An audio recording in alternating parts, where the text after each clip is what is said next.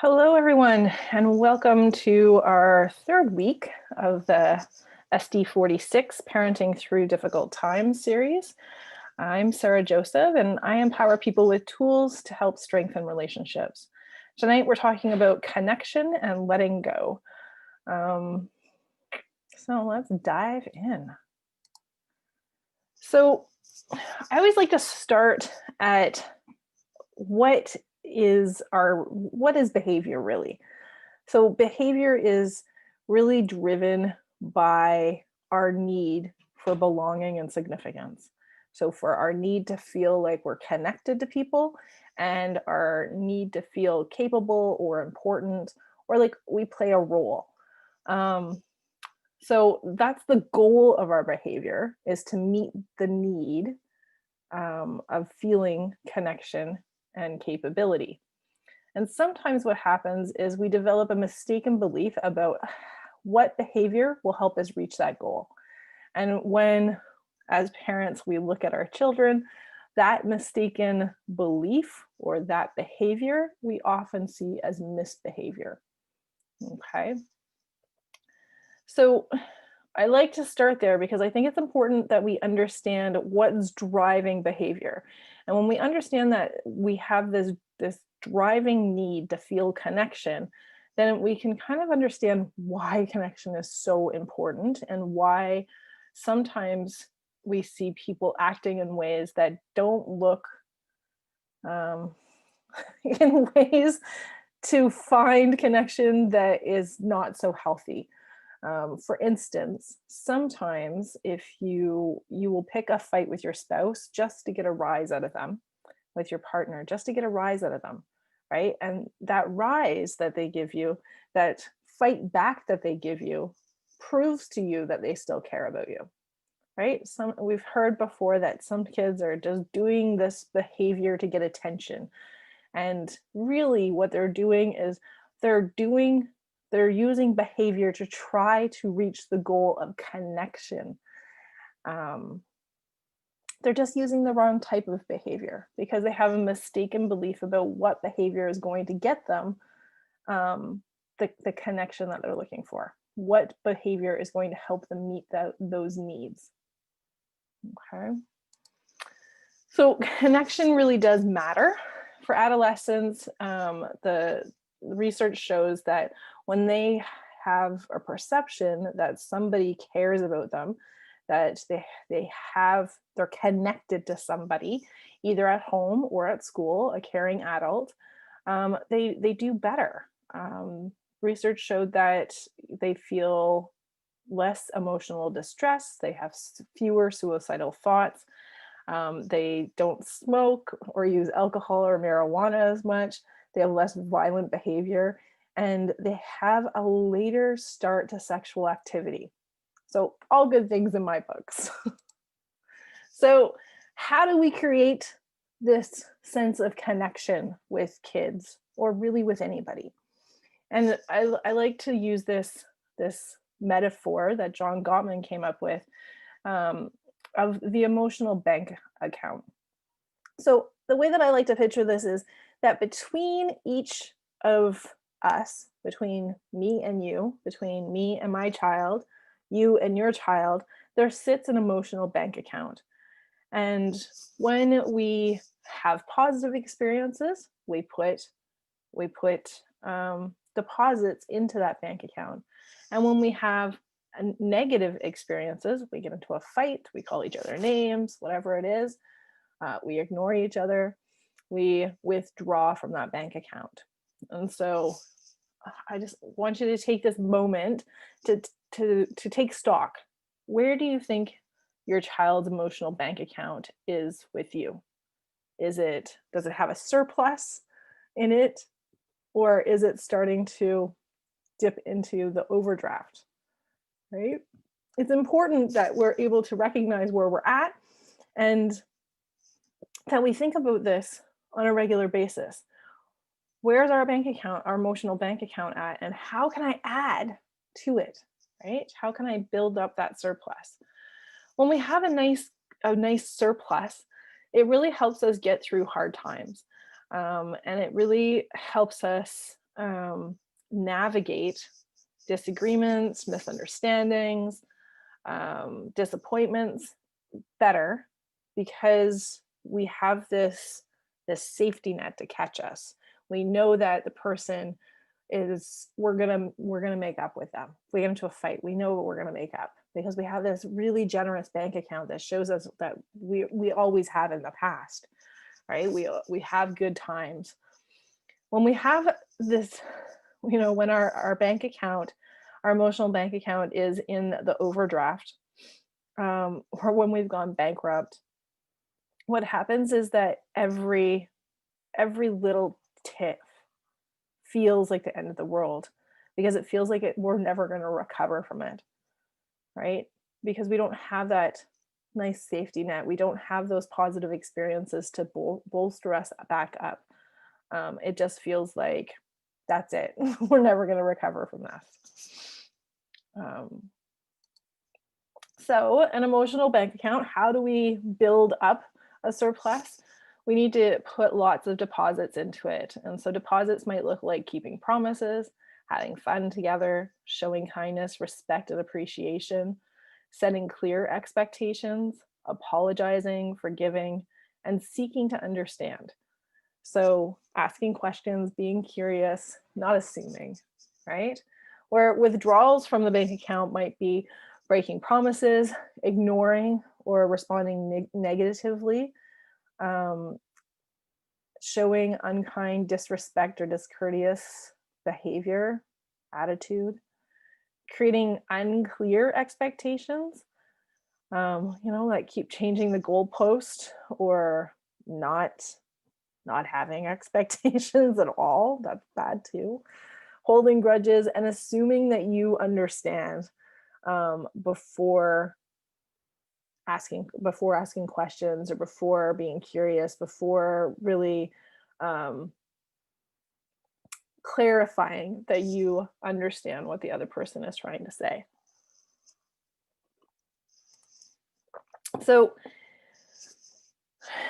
there's bids for connection. So we all go through life trying to connect with the people around us. And John Gottman calls this bidding to connect, right? And a bid for connection could look anything like, hey, dad, want to go for a walk? Or, hey, mom, did you see this? Or laughing out loud at something, right? That might be a bid for you to say, so what's so funny? What are you laughing about? It could be just a hug or a reach for a hand or a pat on the shoulder or any kind of question, um, anything like that. They're all bids for connection. So we make bids for connection in a million different ways every day.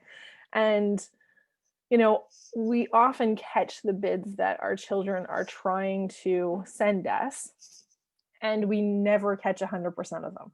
Okay. So don't beat yourself up if you miss them. The important thing is how you respond. So, uh, bids for connection, and then how do we respond?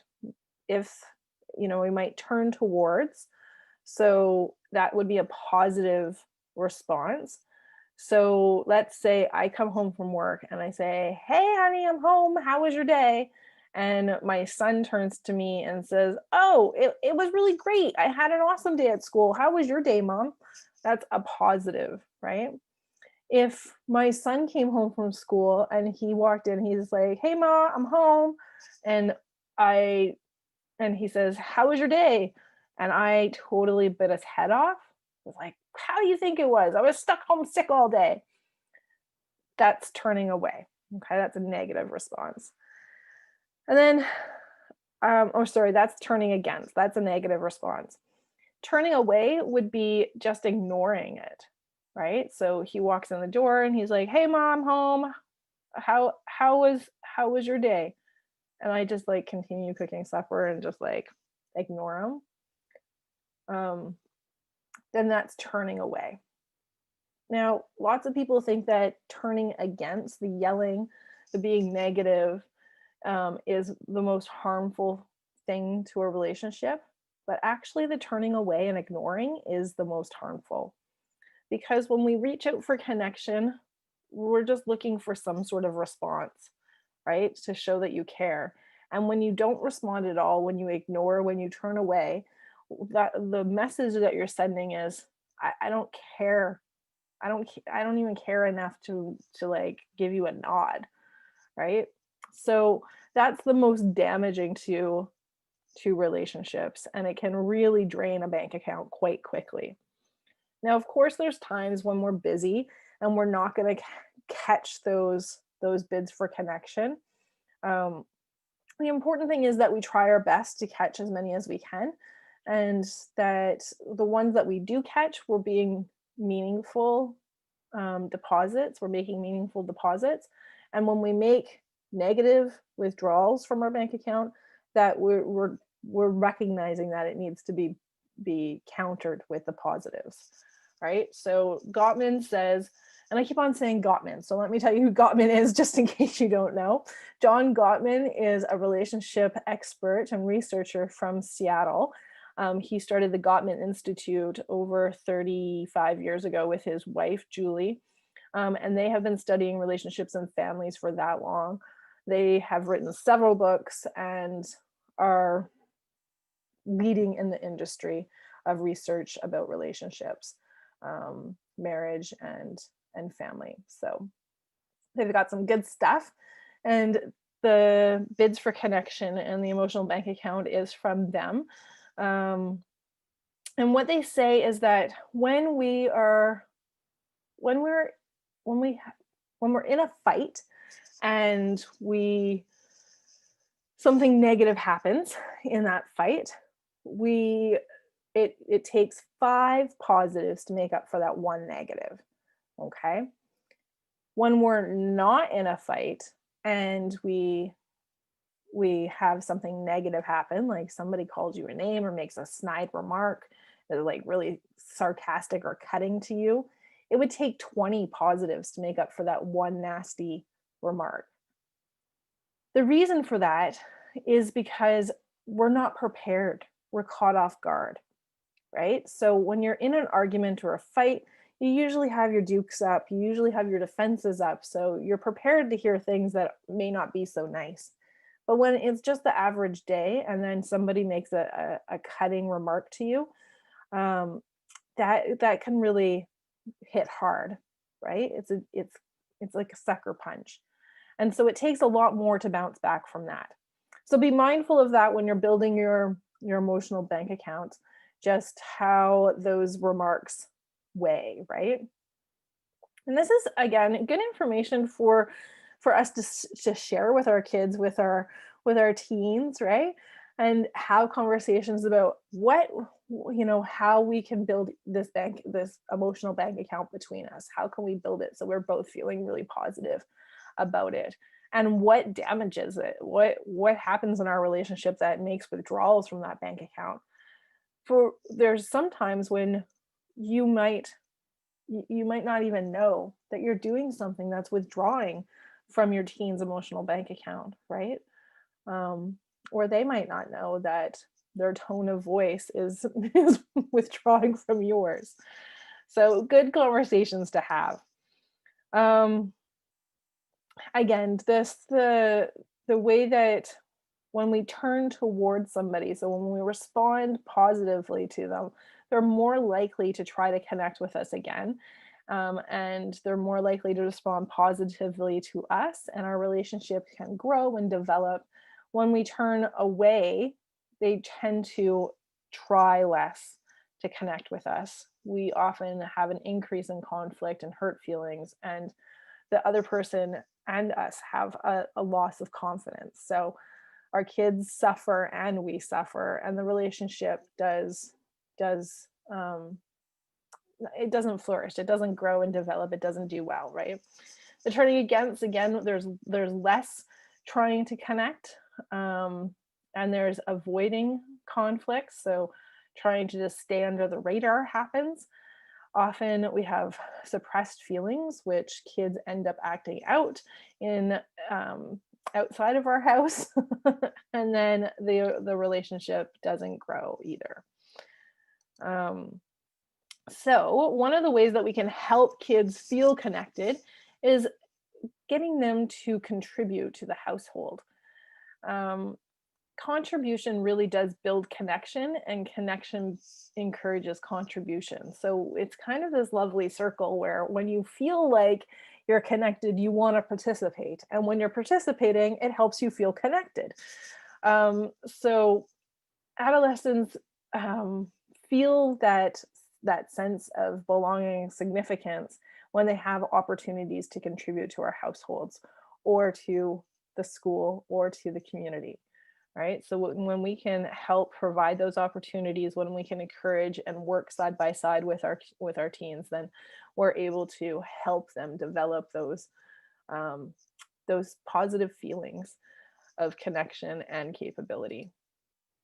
So some of the ways that that we can connect with our adolescents, and I spelled adolescents there, but somehow it must have got cut off my slide.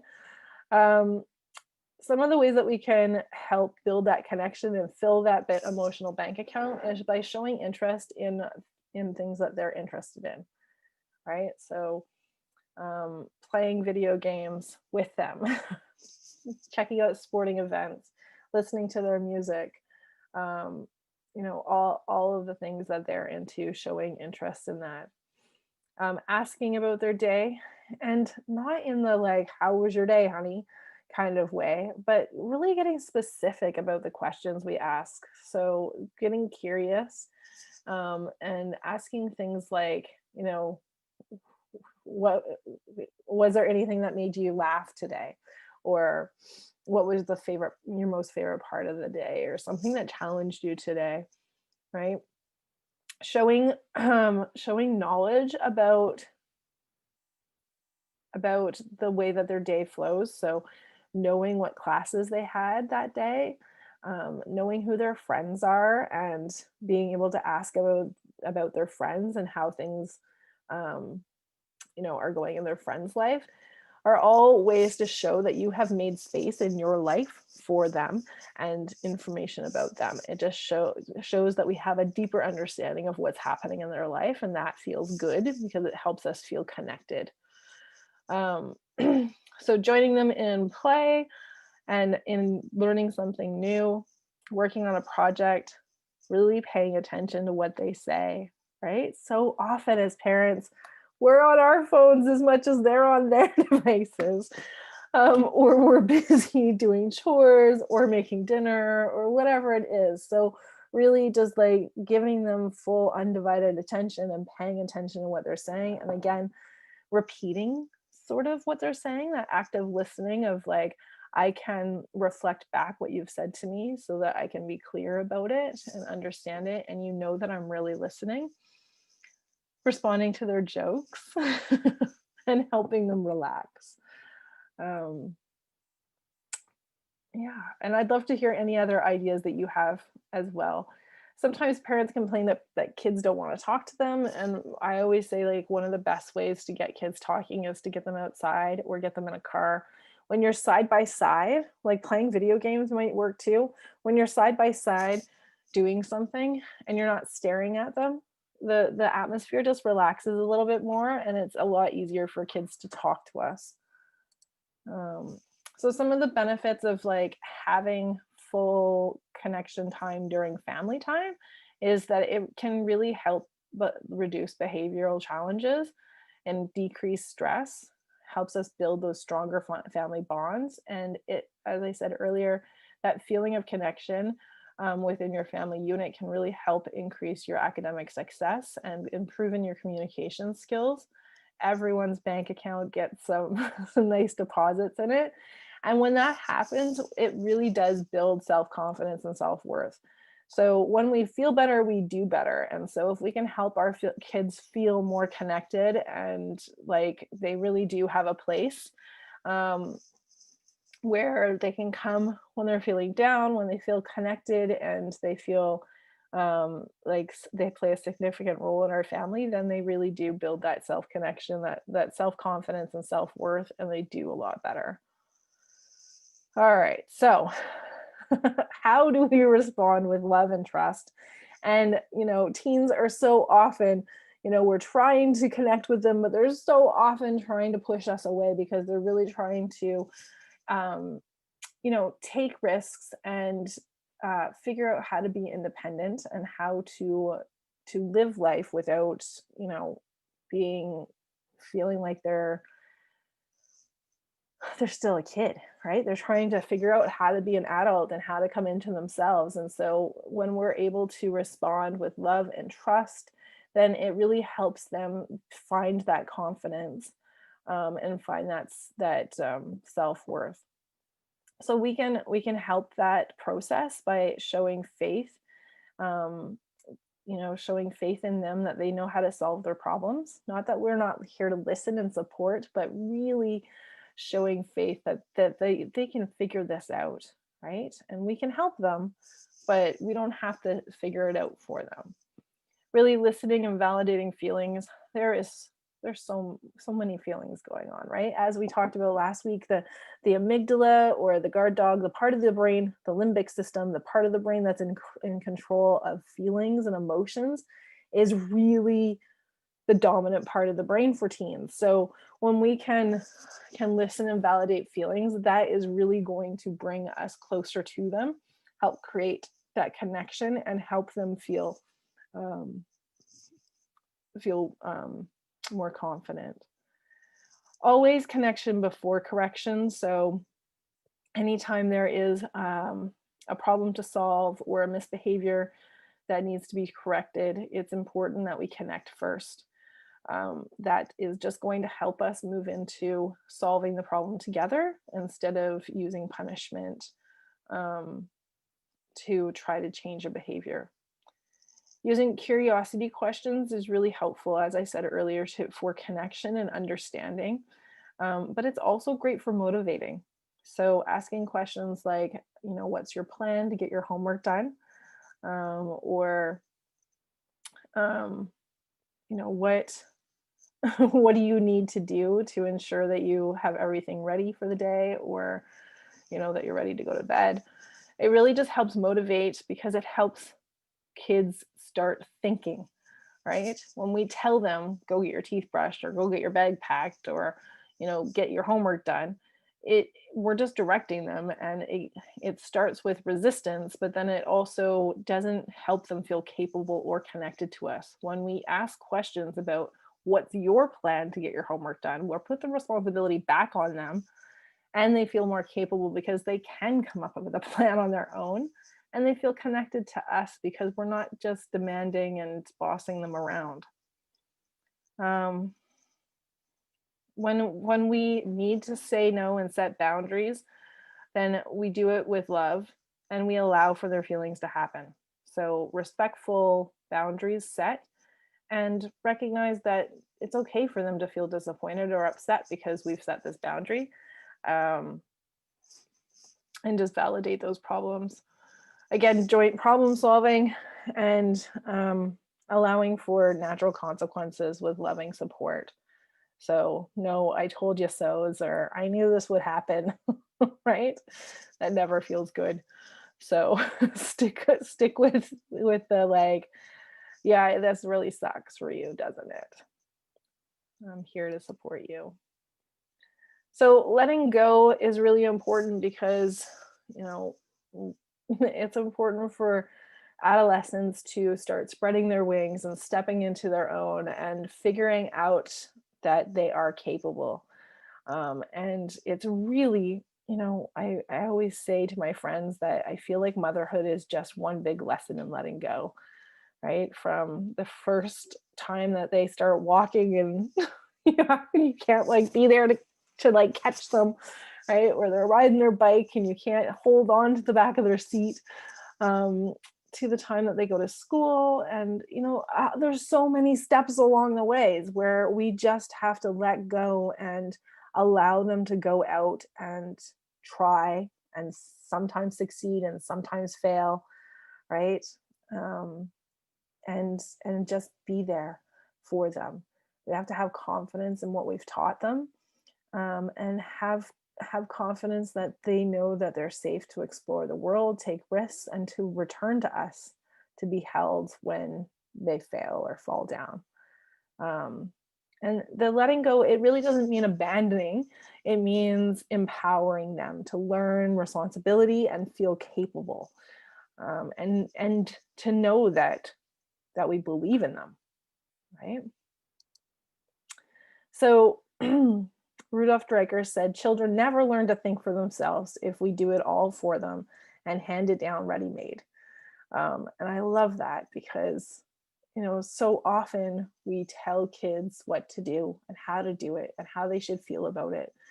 Um, and when we ask them questions and we show them how capable they are and we encourage them, then they really are, they learn much easier and much quicker, right? So having and showing faith is a part of letting go and a part of empowering our kids to learn and take responsibility, and be capable. So a few of the ways that we can do that is express faith by saying it out loud, right? I have faith that you can figure out a solution. I have faith that you're going to do the right thing for you. Avoiding rescuing them. So when you know your kids are capable, rescuing communicates that you think they're not. So just do the best you can, and then I can help you. Um, in using encouragement to show faith in our kids' abilities. So I notice you're sticking with that problem even though it's hard for you, right? So we can encourage them along the way, and focus on more of the process than the outcome. All right, so that ends that slideshow. So I hope that you found this helpful, and we will be meeting again next Wednesday night. And let me look up what the topic is for you here. Next Wednesday, we will be talking about recognizing mistakes as opportunities, which I think is a lovely flow from tonight's conversation of letting our kids go out and make mistakes, right? And if we can recognize those opportunities, then how can we do that, and how can we help them learn from those mistakes, um, and recover from them, right? So thank you for joining me tonight.